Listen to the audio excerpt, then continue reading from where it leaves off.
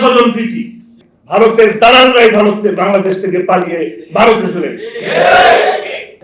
আজকে বাংলাদেশ জামাত ইসলামীকে এই নেতৃবৃন্দকে ফাঁসি দিয়ে তারা চেষ্টা করেছিল বাংলাদেশ থেকে ইসলামী আন্দোলনকে নিষিদ্ধ করে দেওয়ার, এবং সেই চেষ্টা তারা গত বছর 1 আগস্ট সেই চেষ্টাও তারা করেছে। কিন্তু বাংলাদেশের মানুষের কাছ থেকে এই নিষিদ্ধ ঘোষণা করে জামাত ইসলামীকে নিষিদ্ধ করতে পারেন নাই, বরঞ্চ বাংলাদেশের মানুষের অন্তর থেকে আওয়ামী লীগ নিজেই নিষিদ্ধ হয়ে গেছে। আসলে আলোচনা করার মতন অনেক বিষয় আছে। আমি এখানে উপস্থিত, আমার শহীদ পরিবারের সদস্যবৃন্দরা আছে, আমার সামনে উপস্থিত শহীদ পরিবারের সদস্যরা আছেন।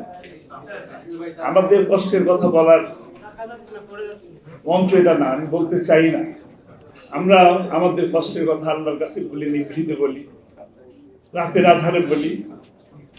আর আমরা অনেক পেয়েছি, যতটুকু নির্যাতন করেছে তার থেকে অনেক বেশি আল্লাহর কাছ থেকে পাচ্ছি, আলহামদুলিল্লাহ।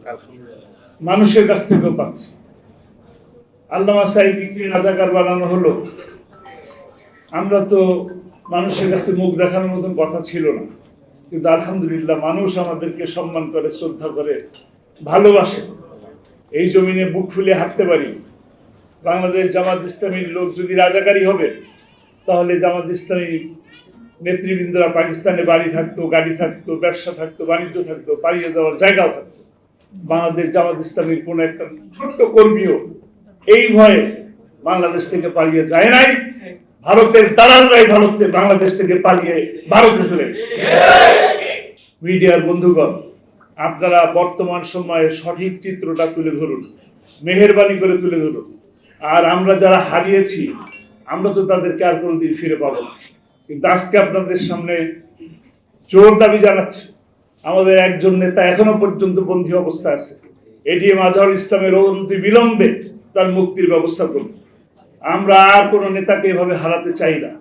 আমাদের নেতারা চোর নয়, আমাদের নেতারা পালিয়ে যান না, আমাদের নেতারা লুটেরা নয়। 28 লক্ষ টাকার 1 টাকাও আমরা নিয়ে যাইনি।